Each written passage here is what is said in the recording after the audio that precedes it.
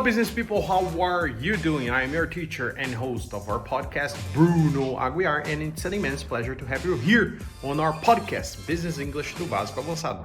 O podcast que te ensina Business English do Básico Avançado numa ordem cronológica, lógica, prática e fácil para que você aprenda e já coloque em prática aí no seu business world. Como você está vendo, hoje você está vendo um ângulo um pouquinho diferente do nosso cenário. E como prometido no episódio anterior, nós falamos bastante sobre o present continuous, né? Como nós utilizamos o gerúndio ali no tempo verbal present continuous. E no episódio de hoje nós continuaremos um pouquinho neste assunto, porém de uma forma diferente, num ângulo diferente. Hoje você vai aprender um dos melhores manuais ou tutoriais sobre como entender e utilizar todas as formas do gerúndio. Existem várias formas, né, de gerúndio que vão muito além do present continuous, coisa que na verdade eu até comentei com você lá no nosso primeiro episódio, e hoje você vai descobrir todas elas. Então já pega sua caneta e papel na mão, porque você vai precisar de bastante anotação. A aula hoje está muito rica em detalhes, alright? Eu inclusive compartilho minha tela para você, mostrando as explicações. E tenho certeza absoluta que vai agregar muito no seu English, alright? E já dando um pouquinho de spoiler para você, nos próximos episódios nós faremos um wrap-up desses assuntos um pouco mais básicos do Business English, para que nós avancemos então em outros pontos gramaticais, aumentemos os nossos vocabularies, né? E também pratiquemos mais listening, alright? So, without further ado, let's get down to business. Let's get down to business. Give you one more night to get this. We've had a million nights just like this. So let's get down to business. Para o planejamento dessa aula, eu estudei diversas unidades de 2, 3 livros diferentes, inclusive pesquisei na internet, etc, né? Fiz uma curadoria muito grande para trazer essa aula para você. E assim, em apenas um dos livros que eu li, nós temos mais de 12 unidades deste livro inteiramente dedicadas à utilização, à explicação e à prática do gerúndio e do infinitivo, tá legal? Hoje, em uma aula, você não vai entender todos os usos do ing e do gerúndio. O que eu quero fazer com você é dar para você o necessário para que você pare de cometer erros já. Então, o que você vai pegar aqui hoje vai ser muito prático, você já vai começar a colocar em prática. Eu separei por fases, inclusive, fase easy, fase medium e a fase medium to hard. Hoje, você vai sair com uma base bem solidificada para parar de cometer erros e conseguir enxergar o porquê está sendo utilizado o gerúndio em certas frases.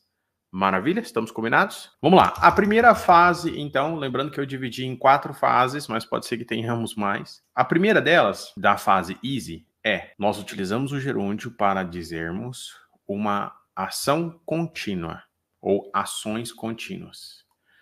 E aí tá aqui, ó, o gerúndio é frequentemente utilizado para descrever ações contínuas ou em andamento no presente, passado e futuro. E eu coloquei aqui um exemplo. I am reading a book.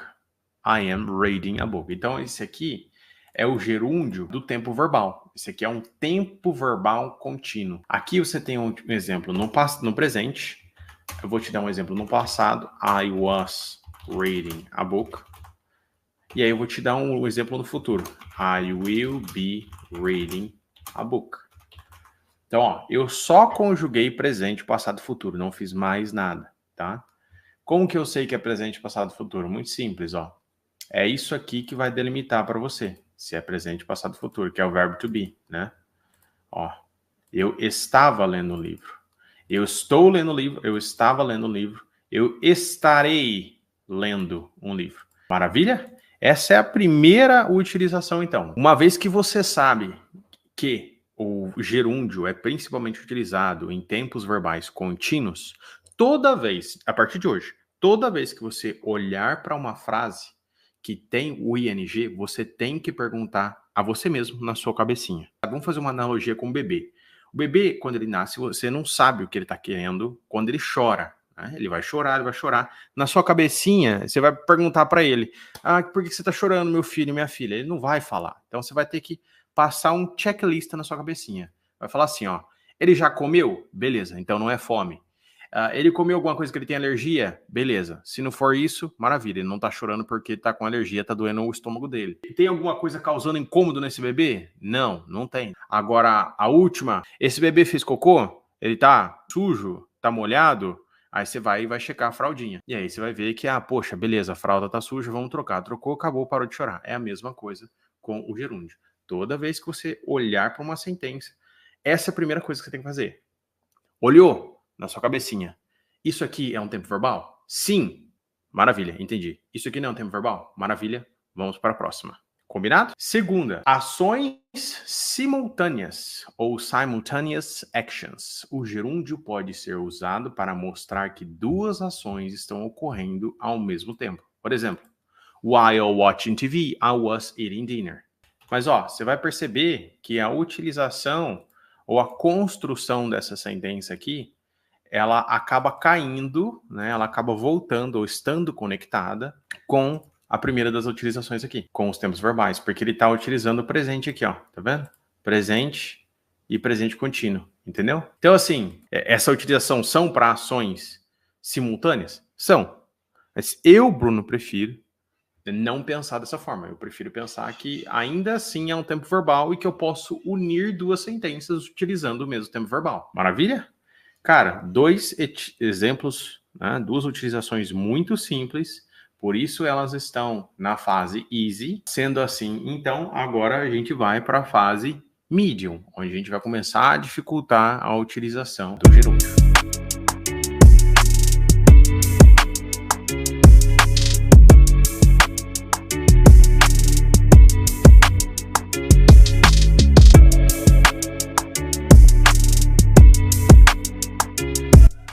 Fase 2. Para mim, essa é uma utilização de dificuldade média. Por quê? Quando você já tem o primeiro entendimento ou você tem o único entendimento que o gerúndio ele é utilizado em tempos verbais contínuos, em ações contínuas ou simultâneas, você tende a acreditar que todo o resto também é traduzido, preste bem atenção, você tende a acreditar que todo o resto do ing é traduzido como endo, indo, ando. E as utilizações do gerúndio nem sempre são traduzidas para ando, endo, indo, como nós utilizamos elas no português, que é, por exemplo, eu estou fazendo, eu estou olhando, eu estou andando.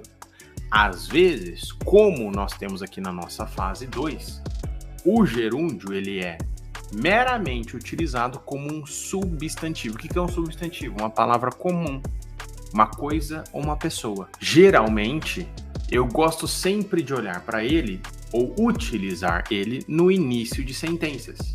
Por exemplo, swimming is good exercise, or swimming is a good exercise. Então, não é que nadando é um bom exercício, nadar é um bom exercício. Sacou? Por isso, eu coloquei para você que esta utilização do gerúndio ela é de dificuldade média, porque traduzindo, a gente tende a entender que é o ando, endo, indo, mas não é. Vamos dar um outro exemplo? Se você já me segue há algum tempo, acredito eu que você já sabe que toda sentença é formada por sujeito, verbo e complemento. Então vamos aqui, sujeito, many people, muitas pessoas. Esse é o sujeito da nossa sentença. Como eu sei que ele é o sujeito da nossa sentença? Porque aqui a gente tem um verbo. Não é sujeito e verbo? Many people say. Beleza. Many people say that. Aí, neste caso, essa é uma sentença a qual não tem um complemento. A gente não tem a terminação dessa sentença. Ela é uma sentença de abertura, né? Então, eu abri, vamos colocar assim, eu iniciei a minha sentença principal. É o que nós chamamos de sentenças complexas, quando a gente une uma sentença à outra, ok? Many people say that. Aí aqui, watching é onde está o nosso gerúndio. Watching these live classes. Então, assistindo these live classes have helped them so much. Tem ajudado eles muito. Então, será que aqui eu vou traduzir watching para assistindo essas aulas ao vivo ou assistir essas aulas ao vivo tem ajudado eles muito. Então tome cuidado. Você já sabe que o uso principal são os tempos verbais. O uso secundário agora nós podemos utilizar ou transformar verbos adicionando o ing e aí então essas palavras são utilizadas como substantivo, como coisas, e então nós não traduzimos. Show de bola? E aí eu coloquei aqui, ó. Eles podem aparecer no meio de sentenças, e existem várias utilizações deles no meio de sentença, mas eu prefiro sempre pensar neles no início de sentenças. Vai por mim. Essa é a forma mais simplificada de você entender o gerúndio. Seguindo então, fase 2. Você acabou de ver que pode ser utilizado como substantivo. Agora você vai aprender que o ing também pode ser utilizado para transformar verbos em adjetivos que geralmente descrevem emoções. Vou te dar um exemplo. She is so interesting. Ela é tão interessante. I can't sleep. Eu não consigo dormir. She is so interesting. Ela é tão interessante. Eu não consigo dormir. Mas não é, ela é tão interessando. Vamos para o outro exemplo. O barulho is really annoying. Então, este barulho é realmente irritante. A gente não vai entender isso aqui. Este barulho é realmente irritando. Estamos entendidos? Então, se eu tivesse que dizer para você, qual é a diferença, se é que existe uma diferença de fases e etc. Isso foi eu que criei, tá? Qual é o gatilho que eu teria para entender o gerúndio, digamos assim, na fase mais fácil e na fase mais difícil, ou na fase média? O que eu diria para mim é, quando eu ver um gerúndio, uma palavra no gerúndio, e eu identificar que estamos utilizando essa palavra no gerúndio num tempo verbal contínuo, I am reading a book, for example, eu posso traduzir para eu estou lendo um livro. Percebeu? Lendo. Esse é o gerúndio do português. Então dá para eu traduzir isso aqui. Maravilha? Agora, se naquele checklist que eu falei para você, você falar assim, ó, beleza, essa utilização do gerúndio que eu tenho na minha frente não é uma ação contínua, não é um tempo verbal. A partir daí, então, não traduza mais lendo, lindo, lando, se é que isso existe. Maravilha? Não traduza mais ando, endo, indo. Entenda o contexto. Que aí, ao entender o contexto, você vai perceber que esta palavra no gerúndio, ela tem um outro significado, como nós bem vimos aqui. Combinados? Vamos, então, continuar a parte do adjetivo. Agora pode ser que a porca vai torcer o rabo. Preste bem atenção no que eu vou dizer para você. Toda a ação, eu acho que na vida como um todo, a gente tem uma causa e uma consequência, certo? A gente tem uma ação e uma consequência. Então, por exemplo, quando um filme é irritante, nós ficamos irritados. Quando uma pessoa é interessante, você, consequentemente, fica interessado. Sacou? Nós podemos transformar os verbos, qualquer verbo, na verdade, vamos colocar assim, em adjetivos, adicionando ing ou o ed ao final. A boring lesson, uma lição entediante ou chata, faz as pessoas ficarem chateadas ou entediadas. Sacou? Causa e consequência. Ação e consequência. Beleza? Depois disso aqui, vocês vão sair muito mais competentes e seguros quando utilizar um, quando utilizar o outro. Então, a próxima fase, que eu julgo de medium e hard, é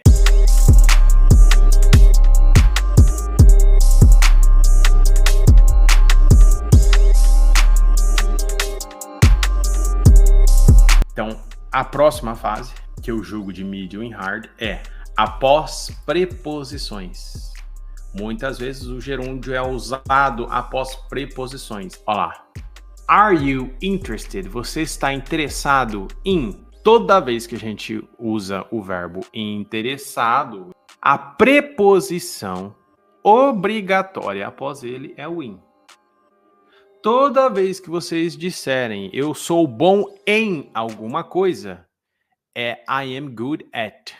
I am good at. Aí você vai perguntar assim, Poxa, teacher, e aquela regra do in, on, at? Existe sim essa regra e você já sabe como utilizar essas preposições. In, on, at. Agora, para esta utilização que nós estamos vendo aqui, que é preposições conectadas ou combinadas com palavras, com adjetivos, com verbos, etc., essas regras não se aplicam, ok? Por quê? No primeiro exemplo que nós temos, are you interested? Não daria para eu colocar, por exemplo, on, não daria para eu colocar, por exemplo, at. E não tem nenhuma regra que explica isso. A regra que explica isso é, depois do interest or interested, necessariamente nós temos que utilizar a preposição in. Como eu sei isso? Experiência. Como eu sei isso? Estudo. Teacher, tem alguma regra de qual das preposições utilizar depois de verbos adjetivos? Tem. Cada adjetivo, cada verbo tem a sua. Pronto. Aceita que dói menos. O inglês é um joguinho de horas. That's it. Quanto mais horas você se dedicar, melhor você vai ficar. E aí, obviamente, quanto mais horas você fizer exercises sobre este tópico, sobre este tema, mais simples vai ficar a sua utilização. Seguindo, então, Sue must be fed up with. Sue must be fed up with. Então, a Sue deve estar fed up with.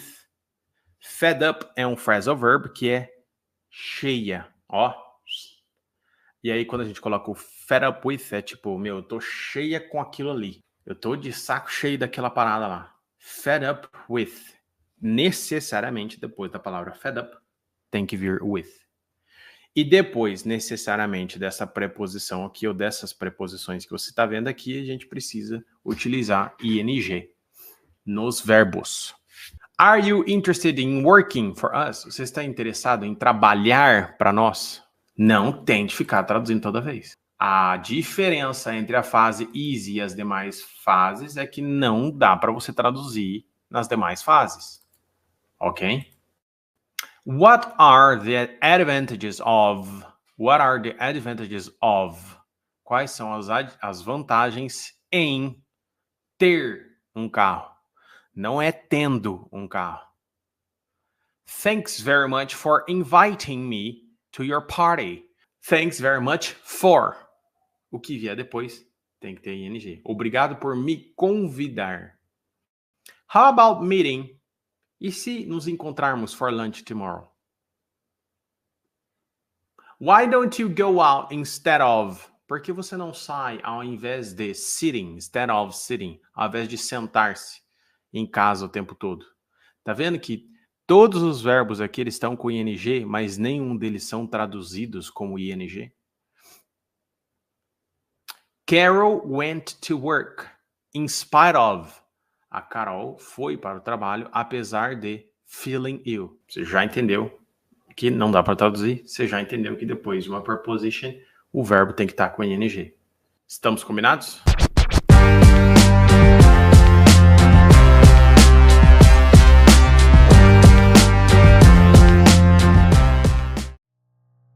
Estava conversando com a minha esposa esses dias e eu falei para ela assim, você talvez pode não perceber, mas todas as vezes, todo momento que eu estou ao lado da nossa filha, que eu estou ao lado da Ana Clara e também ao seu lado, na minha cabeça, no meu cérebro, eu não estou totalmente desligado. Raras exceções, obviamente, mas eu não estou totalmente desligado.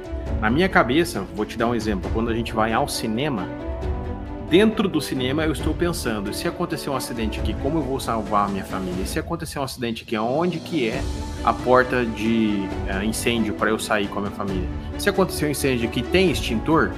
Tem fire extinguisher? Onde que estão esses fire extinguishers?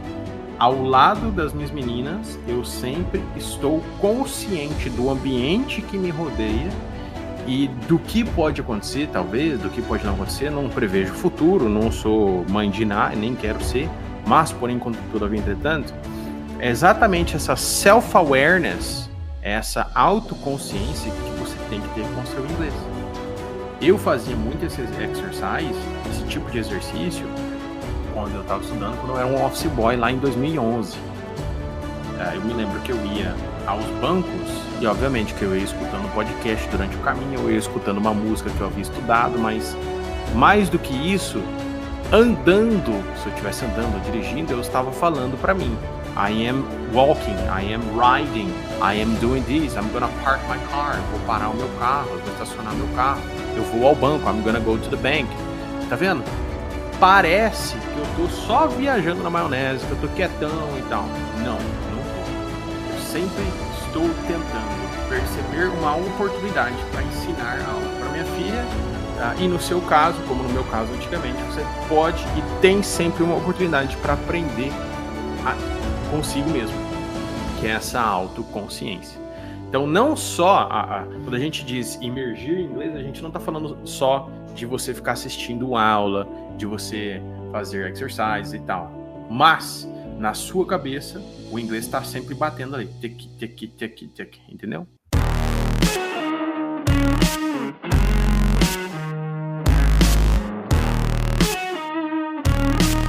Fase 1, então, easy. Fase 2, medium. Temos 2 utilizações.